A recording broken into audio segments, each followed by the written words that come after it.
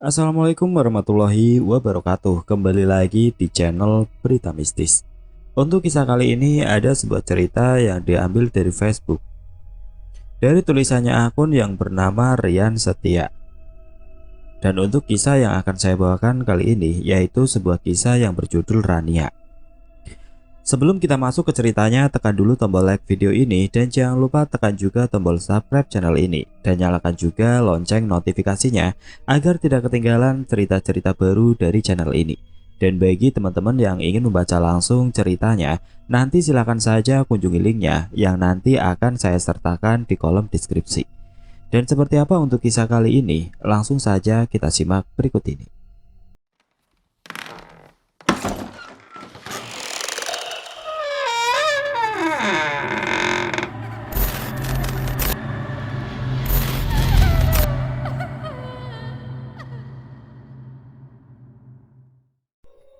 Tepatnya 5 bulan yang lalu, pas Dede Iyo adiknya Rania berumur 2 bulan. Hari itu kebetulan bapaknya Rania libur kerja. Rania merengek minta main-main ke tempat kolam renang yang jaraknya tidak terlalu jauh dari rumah. Tadinya aku nggak mau ikut karena Dede Iyo masih umur 2 bulan. Kasihan kalau harus dibawa main-main. Tapi bapaknya Rania memaksa. Tidak ada kejadian aneh di sana. Rania berenang dengan bapaknya. Dan aku duduk santai di saung yang sudah tersedia di arena itu. Kami pulang sore, kebetulan cuaca saat itu mendung. Sepulangnya dari kolam renang, Rania senang sekali. Entar kalau bapak libur kita kesana lagi ya mah. Ocehnya sambil terus melahap sosis bakar yang dibeli saat perjalanan pulang. Iya teh, jawabku sambil tersenyum. Tibalah azan maghrib berkumandang. Dan entah kenapa setiap habis maghrib, Rania enggak mau diam. Nakalnya minta ampun. Ada aja yang dia buat, dilarang malah makin menjadi. Kali ini dia tertawa cekikikan saat aku melaksanakan sholat maghrib, sedang suami pergi ke musola untuk sholat berjamaah. Teteh apa-apaan sih kamu ketawa begitu? Berisik nak, ini udah maghrib. Ayo sholat sama mama. Ucapku berharap Rania berhenti berulah nakal. Aku kuntilanak, jawabnya sambil menyeringai. Rania, teriakku karena kesal dengan ulah anak itu. Mau kamu jadi kuntilanak beneran? Ucapku kesal karena bukan hanya tertawa, Rania juga memukul adiknya. Berhenti tertawa, tapi malah aku dibuatnya makin kesal karena dia menjambak rambutku dan memukulku. Entah kenapa pukulannya begitu sakit.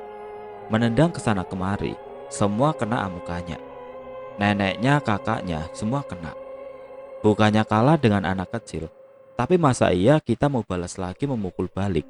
Tentu itu tidak mungkin. Aku pegang kedua tangannya dan aku cubit, walaupun tidak tega, hanya berharap agar ada sedikit rasa cerah dan takut.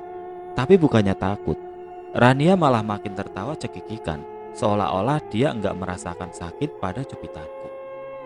Aku terbawa emosi hingga beristighfar. Barulah aku ingat dan berpikir, apakah ini bukan Rania anakku yang sesungguhnya? Aku pegang kepalanya, aku benamkan di dadaku. Tangannya masih kupegangi dengan sebelah tanganku. Dan tanganku yang satunya kugunakan untuk mengusap wajahnya. Kubacakan ayat kursi. Alhamdulillah Rania kembali. Dia pun menangis. Sakit mah, ampun mah. Racaunya saat menangis. Aku pun melepaskan tanganku. Malamnya dia kembali datang tertawa di atas atap rumahku. Kulihat Rania tertidur pulas, begitu juga dengan suamiku. Mungkin makhluk itu marah hingga anak bungsuku yang kena imbasnya. Secangkir kopi panas kusuguhkan untuk suamiku. Ya, beginilah rutinitasku setiap pagi. Kulihat suamiku sedang asik duduk sambil fokus ke gawainya. Kebiasaan suami-suami zaman sekarang, kalau lagi fokus begitu, apalagi kalau bukan ngegame. Kadang suka kesal sendiri, adakah yang sama denganku? Sementara Rania dan adiknya masih terbuai di alam mimpi. Ingin bercerita tentang kejadian semalam pun rasanya enggan sekali. Males rasanya bercerita sama orang yang lagi fokus main game. Pasti gak bakal ditanggapi. Tapi aku harus cerita Aku takut kejadian semalam berimbas pada si bungsu. Kata orang, bayi itu gampang sekali diganggu makhluk tidak kasat mata. Aa, panggilanku terhadap suami yang sudah memberikanku dua orang anak yang sangat lucu dan menggemaskan.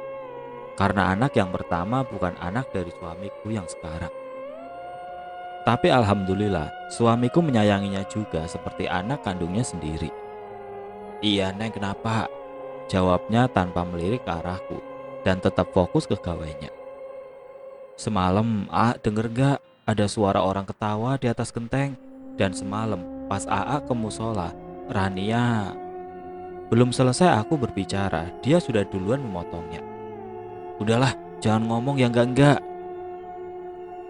Gak ada apa-apa, lagian anak-anak juga gak kenapa-napa. Yang begituan, gak usah dipikirin. Jawabannya sambil terus fokus ke gawainya. Aku jadi males buat berdebat. Aku masuk ke dalam rumah. Aku lihat ke kamar. Dua malaikat kecil itu masih tidur. Biarkan sajalah, gak usah dibangunin dulu. Hitung-hitung irit keuangan. Karena tahu sendiri, kalau Rania udah bangun, dia tidak lagi lucu, tapi menggemaskan. Bangun tidur bukannya mandi, terus sarapan, tapi malah lari ke warung. Kulihat jam di atas nakas sudah menunjukkan pukul 7 pagi. Kulihat suamiku masih saja asik dengan gawainya. Udah jam 7, teriakku saking keselnya. Iya Neng, berangkat kerja dulu, jawabnya sambil menyeruput kopi yang mungkin sudah dingin. Begitulah kalau sudah main game, jadi lupa segalanya. Jam 9 si bungsu mulai terbangun dan mulai rewel. Kebetulan neneknya lagi gak ada, karena ada panggilan urut. Emakku itu tukang urut panggilan, jadi jarang ada di rumah. Anak pertamaku juga jarang ada di rumah. Dia biasanya nginep di rumah Bu Lurah. Jadi hanya ada aku, Rania, dan si bungsu Dede Iyo yang di rumah. Saat mulai rewel begini membuatku kebingungan. Sampai sore ketika suamiku pulang, anak bungsuku masih rewel, tapi kali ini makin parah. Dia menangis enggak berhenti-berhenti. Saudara-saudaraku yang rumahnya bersampingan dengan rumahku pun berdatangan. Kenapa dengan Dede Iyo? Tanya Abah Usup sambil menghampiriku yang sedang menggendong Dede Iyo. Gak tahu, ini dari pagi rewel terus, jawabku sembari terus menimang-nimang anak bungsuku, berharap dia berhenti rewel. Udah dibawa ke tukang urut belum? Tanya Mak Ami sambil menjulurkan tangannya untuk mengambil Dede Iyo dan menggendongnya. Belum, ucapku sambil terus mengusap-ngusap punggung anak bungsuku itu. Sementara Rania, dia sedang asik dengan dunianya. Astagfirullah, ucap Abah Usup ketika mengusap pucuk kening putra bungsuku. Dia terlihat panik. Kenapa bah? Aku melihat Abah Usup sedikit panik, entah kenapa. Suamimu kemana? Tanya Abah Usup. Lagi jemput tukang urut bayi bah, emang ada apa? Cepat suruh balik lagi, aku akan panggil Bang Rohmat ke sini. Ucapnya seraya melangkah keluar. Terlihat sekali dia panik dan buru-buru menyusul Bang Rohmat yang rumahnya tidak terlalu jauh dengan rumah kami. Aku pun menghubungi suamiku agar kembali pulang tanpa harus membawa tukang urut bayi. Suamiku pun pulang dan tidak berselang lama, Abah Usup pun datang dengan didampingi Bang Rohmat. Assalamualaikum, salam Bang Rohmat. Waalaikumsalam, jawab kami serempak. Bang Rohmat mendekati putra bungsuku. Dia mulai membacakan ayat-ayat suci Al-Quran. Tidak berselang lama, Dede Iyo berhenti menangis. Alhamdulillah semuanya kembali normal. Kata Bang Rohmat, Dede Iyo diganggu kuntilanak, bukan cuma satu, tapi dua sekaligus. Yang satunya bawaan dari area kolam renang, yang satunya entah dari mana. Pas maghrib, kali ini suamiku tidak pergi ke musola. Dia menjalankan ibadah sholat maghrib di rumah. Rania pun tidak bersikap aneh. Aku juga bingung. Sikapnya berubah kalau bapaknya nggak ada. Tapi kalau bapaknya ada, ya biasa saja, layaknya anak kecil seumuran dia. Mah, Dede Iyo kenapa? Dede Iyo takut kuntilanak ya mah? Tanyanya memudarkan lamunanku. Iya, makanya Teteh jangan ketawa begitu lagi ya. Kasian kan, Dede Iyo-nya nangis terus, jawabku sambil mengelus pipinya. Emang kalau Teteh ketawa, kuntilanaknya datang ya, Mah. Anakku ini emang bawel banget. Aku menghembuskan nafas kasar, bingung mau jawab apa. Mah, Teteh nggak takut kok sama kuntilanak. Kan kuntilanak cantik, Mah. Ocehnya lagi. Suamiku hanya tersenyum. Menurutnya hal itu biasa saja. Wajarlah, anak umur 6 tahun ngomong ngelantur kayak gitu. Dia nggak tahu apa yang terjadi saat dia nggak ada di rumah. Kulihat Rania tersenyum menyeringai ke arahku, seperti senyuman mengejek. Tidak terasa sudah setahun aku dan anak-anak tinggal di kampung, karena sebelumnya aku tinggal merantau ikut suami di Tangerang. Dan setelah Dede Iyo lahir, kami menetap di kampung, dan suami pun alhamdulillah langsung dapat kerjaan di sini. Ocehan para tetangga tentang Rania tidak begitu aku hiraukan, walaupun agak sedikit kesal ketika mereka mencemooh putri cantikku itu. Ada yang bilang, "Teh, anakmu itu cantik, tapi sayang, kenapa sifatnya begitu beda sama anak-anak seumuran dia?" Aku hanya tersenyum getir, senyum yang dipaksakan. Ada lagi yang bilang, "Teh, anakmu itu aneh, coba deh kamu obatin, kasihan, takutnya sampai gede nanti begitu terus." Aku pun cuma menjawab dengan senyuman, kali ini senyuman manis, agar mereka tidak tersinggung. Walaupun sebenarnya aku yang tersinggung. "Teh, bener, coba deh, obatin, takutnya dia idiot." Kalau mau diladenin, mungkin sudah terjadi perang dunia keempat. Aku coba menetralkan hatiku, wajar mereka bicara seperti itu. Mereka tidak tahu apa yang putriku alami waktu tinggal di Tangerang. Biarlah mereka mau bicara apa. Toh yang tahu putriku cuma aku, ibu kandungnya. Aku yakin putriku tidak sakit, apalagi idiot, seperti yang mereka bilang. Justru putriku gadis kecil yang pintar. Dia selalu menjadi juara di setiap perlombaan dan juga jadi juara satu di perlombaan model anak-anak. Dulu guru lesnya yang di Tangerang selalu memuji Rania. Katanya Rania anak yang berbakat, cepat tanggap. Guru ngajinya juga memujinya. Katanya Rania pintar belajar, ngajinya pun cepat mengerti, gak susah ngajarin anak seperti Rania. Tentang sifatnya yang seperti itu, aku yakin akan menghilang dengan sendirinya. Waktu menunjukkan pukul 3 sore, waktunya suamiku berangkat kerja. Sekarang bagian shift 2, jadi suami berangkat jam 3 sore, pulang jam 11 malam. "Pak, Bapak mau kerja ya? Pulangnya malam ya, Pak. Rania mau nungguin Bapak aja bubuknya." Racaunya seraya naik ke pangkuan bapaknya. Ya, dari kecil Rania sangat dekat dengan bapaknya.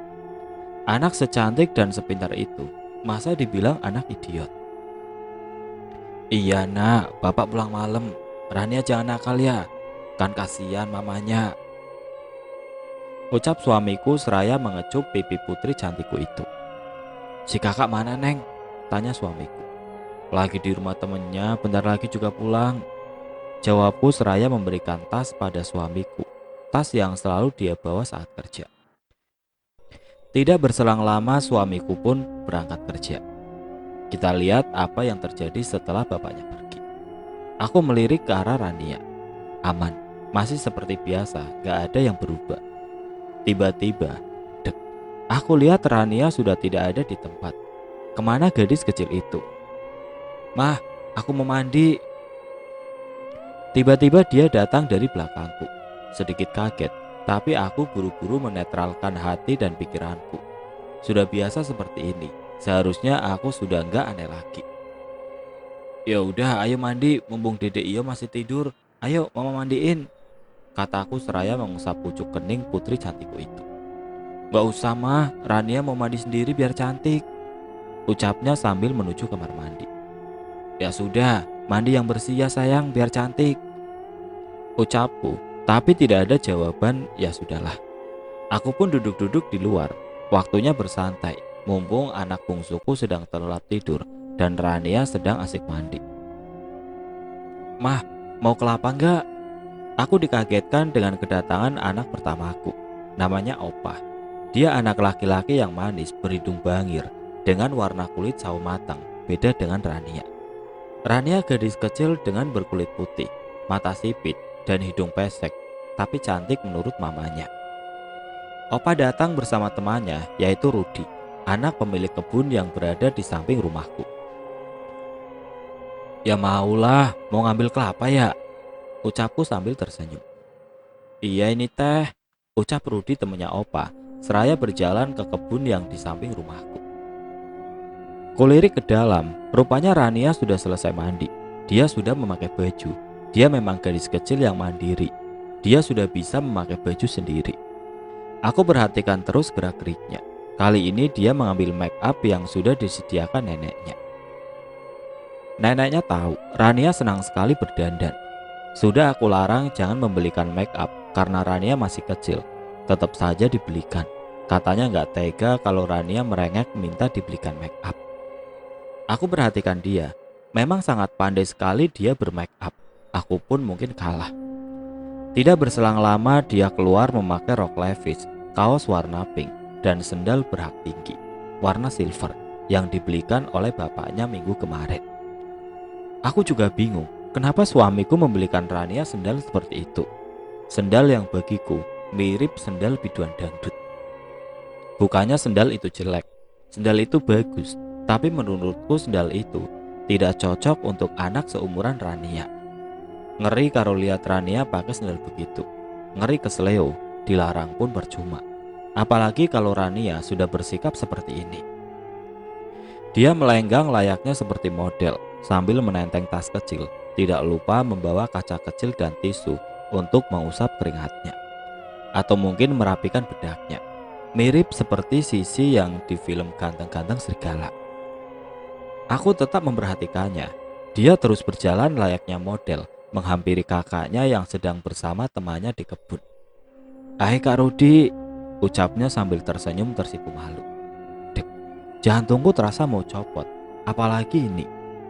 "Iya Rania, jangan kesini banyak nyamuk," jawab Rudi. Tapi matanya melirik ke Opa sambil menyikut tangan Opa anak laki-lakiku. Mungkin Rudi merasa aneh dengan sikap Rania. "Mah, coba ajak Rania, Opa malu tahu. Udah dandannya begitu seperti Tante Girang aja," omel anak lelakiku yang terlihat kesal dengan tingkah adik perempuannya itu. "Ya mau gimana lagi, kan kamu udah tahu adik kamu itu begitu. Bilang aja ke teman kamu kalau itu bukan Rania," ucapku seraya menghembuskan nafas kasar. Aku udah capek harus teriak-teriak. Toh Rania gak bakal denger. "Teman-temanku mana ngerti mah," ucapnya sambil berlalu pergi. Masa bodoh lah, aku pun udah capek. Sebentar lagi maghrib, aku lihat Rania sedang asik bersantai. Dia bersandar di bantal yang disusun 3. Tangan mungil itu mengurut-ngurut keningnya. "Teh, kamu gak ngaji? Kenapa sayang? Kepalanya sakit apa pusing?" tanyaku sambil mencoba mengusap kepala putri kecilku itu. "Rania lagi males ngaji mah, Rania lagi mikir." Aku tersenyum mendengar jawabannya. Anak sekecil itu apa yang dipikirkan? "Emang Teteh lagi mikir apa? Teteh mau beli apa? Nanti kalau bapak pulang, mama ngomong sama bapak," ucapku sambil tersenyum. "Aku gak mau apa-apa. Aku lagi mikir gimana caranya biar bisa fitnah kamu ke bapak." Dek, aku kaget mendengar jawaban dari putri kecilku itu. Bagaimana bisa anak kecil seperti Rania berpikiran jauh seperti itu? "Neng, kamu kemarin nendang Rania terus kamu cubit juga." "Jangan begitu dong Neng. Kalau anak nakal cukup dibilangin, dinasehatin, bukan malah ditendang dan dicubit. Kayak bukan ke anak aja." Pagi-pagi begini, aku sudah kena omel suamiku. Ada apa lagi ini? Siapa juga yang nendang dan mencubit Rania? Kuhampiri suamiku karena aku gak terima dituduh seperti itu. Denger dari siapa? Neng nendang dan nyubit Rania. Gak mungkin lah aku ngelakuin hal seperti itu. Rania yang ngadu ke kalau kakinya sakit gara-gara kemarin kamu tendang. Pahanya juga sakit karena dicubit. Jangan kasar begitu dong Neng sama anak kecil. Terlihat sekali raut kesal di wajah suamiku. Udahlah percuma Neng jelasin juga. Gak bakal percaya. Yang jelas Neng gak ngelakuin itu semua. Coba lihat di pahanya, Ada bekas nyubit nggak? Ucapku mencoba menjelaskan pada suamiku. Ada-ada saja pagi-pagi begini, bukannya dapat sarapan, malah dapat omelan. Ini semua gara-gara Rania. Bukan, semua ini gara-gara dia yang ada di dalam putri cantikku itu. Awas saja kau. Baiklah, mulai sekarang aku ikutin permainanmu. Pak, Teteh takut disiksa mama, racaunya sambil naik ke pangkuan bapaknya. Ya sudah, sini bapak gendong Teteh, ucap suamiku seraya berdiri hendak menggendong putri kecilku itu. Tuh kan Neng, anakmu jadi ketakutan begitu, ucap suamiku masih dengan nada kesal. Saat dalam keadaan digendong bapaknya, wajah putriku berpaling menghadapku. Dia tersenyum sambil menjulurkan lidahnya seperti mengejekku. Siapa yang gak kesal melihat tingkahnya? Akhirnya aku sengaja membuat dia takut, berharap dia tahu aku gak bakal diam saja. Ku jawab saja dengan nada menakut-nakutinya. Iya, mama akan menyiksamu nanti. Kalau bapak berangkat kerja, akan mama ikat tangannya, terus mama lempar ke kali. Rania mulai merengek manja ke bapaknya. Aku gak tahu dia takut beneran atau pura-pura takut. Biarkan sajalah, aku tidak menghiraukannya lagi. Biar saja dia dengan bapaknya terus. Sementara aku harus segera mengerjakan pekerjaan rumah sebelum Dede Inyo bangun. Mah, pengen bakso Bang Kumis. Teteh tadi sampai nelen ludang lihat orang-orang makan bakso Bang Kumis, rengek Rania dengan pasang muka melas. Begitulah putriku, kalau lagi minta sesuatu pasti pintar pasang muka melas seperti itu, membuat aku gak tega untuk menolaknya. Ya udah Teh, ayo kita ke depan rumah Bang Kumis, kita beli bakso. Tapi kan Teteh belum makan nasi dari pagi, ucapku sambil menggandeng tangan Rania. Teteh lagi gak mau makan nasi mah, Teteh pengen bakso, rengeknya lagi, masih tetap memasang muka melas.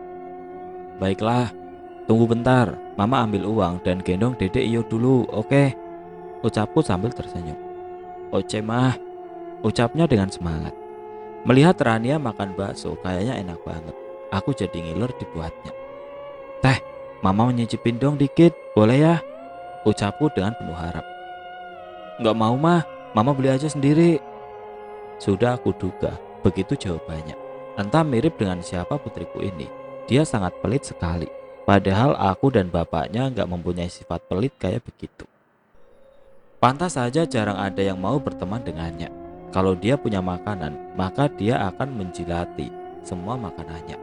Pas ditanya kenapa semuanya dijilatin, dengan santai dia jawab, biar gak ada yang minta jajanan Teteh. Daripada ngiler, aku pun memesan semangkuk bakso lagi. Tentu saja ini buatku. Baru saja baksonya datang, tiba-tiba, Mah, Teteh minta yang kecil ya, Teteh masih lapar. Dengan memasang muka melas lagi.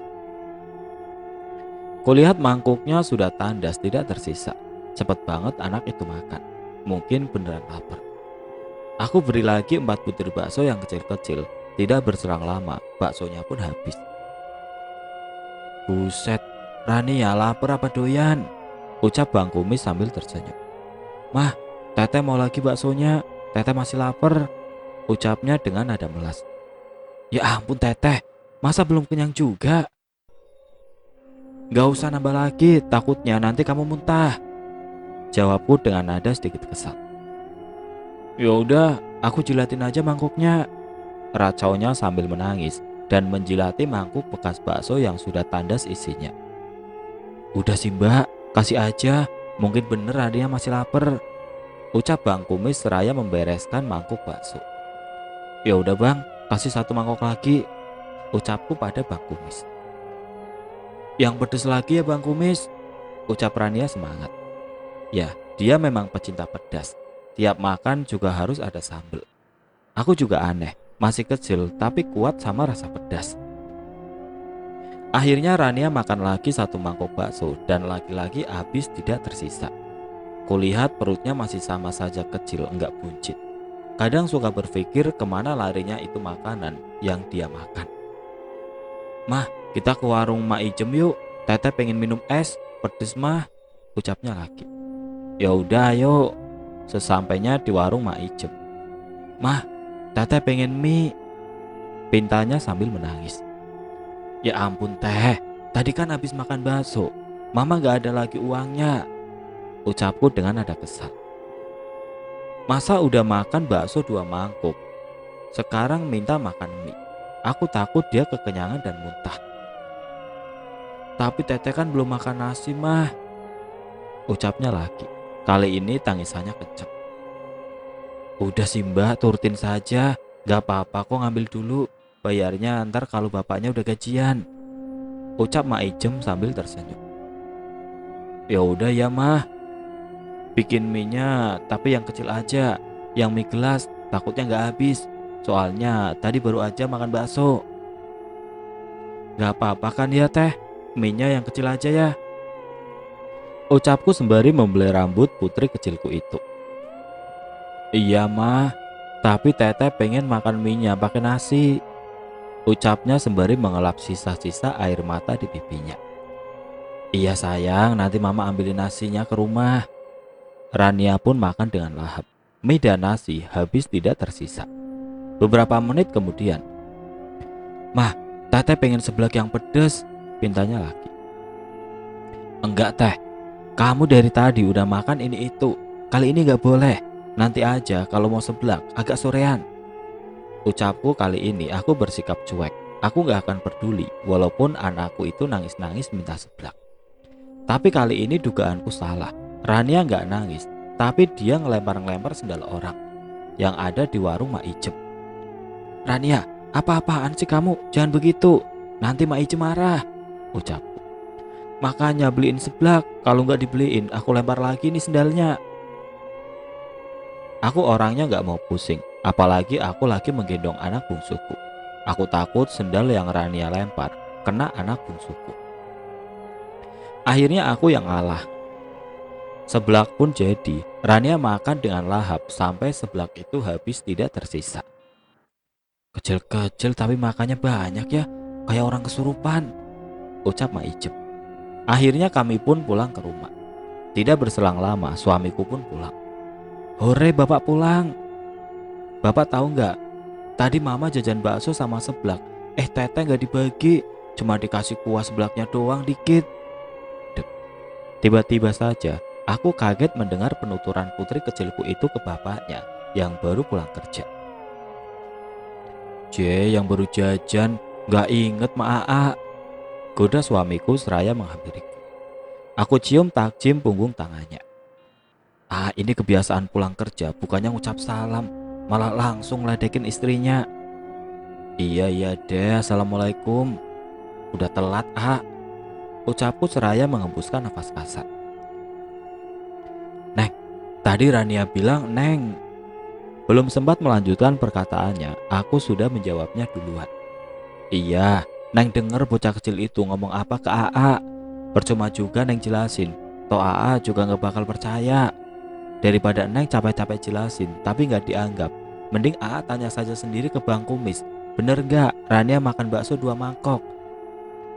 Terus tanya ke Mak Ijem apa yang dilakukan Rania. Jangan lupa tanya lagi ke Mak Ijem, bener gak Rania makan mie sama nasi, habis itu makan seblak lagi, biar semuanya jelas," ucapku mencoba menjelaskan pada suamiku, berharap kali ini dia percaya. "Ya udah, jangan dibahas. Lagian kalau benar begitu, bagus dong. Berarti itu tandanya anak kita sehat. Kita nggak perlu lagi beli vitamin penambah nafsu makan, iya kan? Mau mandi dulu ya," ucapnya seraya pergi ke kamar mandi. Bisa-bisanya dia berucap begitu. Katanya bagus. Apanya yang bagus coba? Ampun DJ, ternyata anak sama bapaknya sama saja anehnya. Hari sudah menjelang sore, tapi Rania belum juga pulang. Entah kemana anak itu mainnya. Kulihat suamiku sedang duduk-duduk santai sambil memainkan gawainya. Apalagi kalau bukan ngegame. Kuhampiri dia, aku duduk di sampingnya. Berharap kali ini dia mau mendengarkan keluh kesahku. "Ah, iya ada apa?" Masih tetap fokus ke gawainya. "Eneng mau bicara." "Iya bicara saja, dengarkan," ucapnya masih sama tetap fokus ke gawainya. Ntar maghrib, nggak usah sholat di musola ya. Suamiku langsung menatapku. Kedua alisnya bertaut, seolah-olah dia merasa bingung dengan perkataanku. Maksud Neng, pura-pura ke musola, terus ngintip keadaan rumah dari balik pintu. Supaya tahu kelakuan Rania kalau nggak ada Lagian Neng nggak mau salah paham terus sama Neng. Selalu berpikir selama ini Neng bohong. Makanya Neng minta kali ini aja percaya sama Neng. Dia itu masih ada di tubuh anak kita. Baiklah Neng, nanti maghrib akan ikuti saran dari Neng. Alhamdulillah makasih sudah mau ngertiin Neng. Tidak berselang lama Rania pun pulang. Dia tersenyum dengan begitu riang dan duduk berkumpul bersama kami. Celotehannya mengundang tawa kali ini.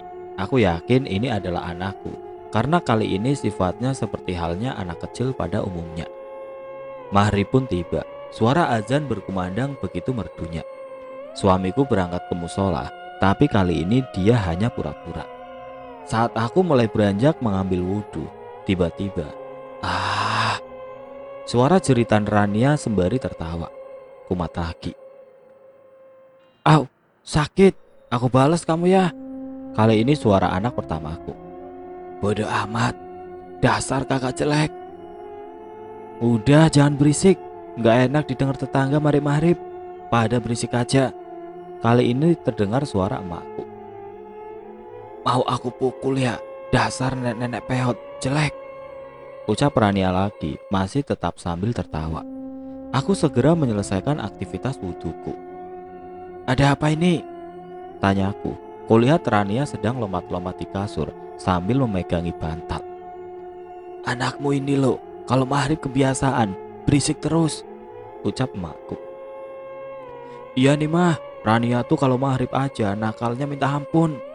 Aku aja dicubitnya, mau aku bales takutnya dia nangis, ucap anak pertamaku itu. Rania sayang, ayo sini, jangan berisik, jangan nakal, Rania kan cantik. Aku mencoba merayunya dengan lembut, berharap dia bakal nurut. Apa lu jelek? Dasar mama jelek. Racaunya seraya melemparkan bantal pas kena mukaku. Untung Dede Iyo sedang digendong neneknya. Rania. Emosiku pun meluap. Rania, mama bilangin bapak ya. Teriakku berharap dia takut. Gak takut, gak takut.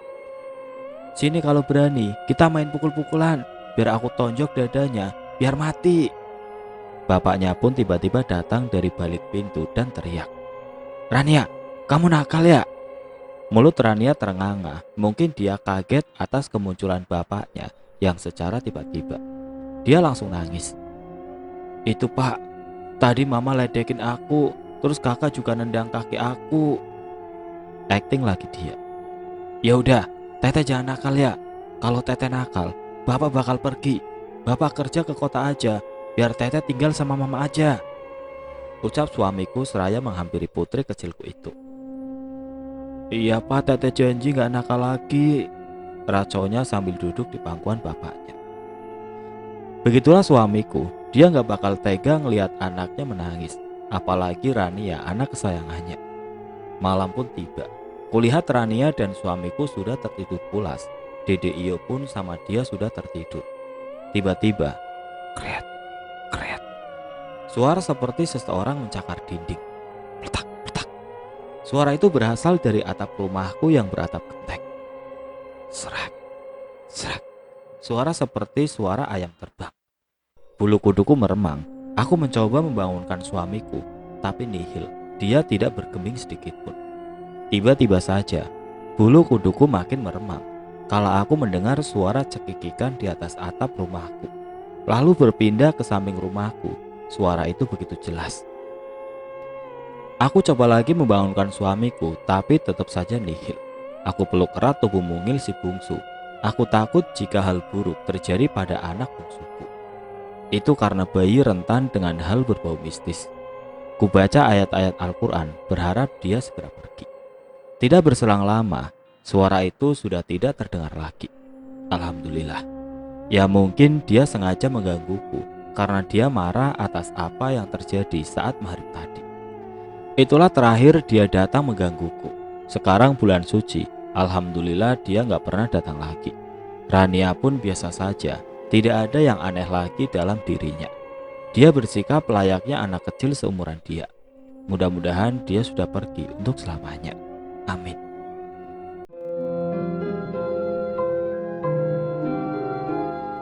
Oke teman-teman, sekian untuk cerita kali ini. Semoga apa yang sudah saya sampaikan dalam kisah ini dapat dijadikan pelajaran untuk kita semua.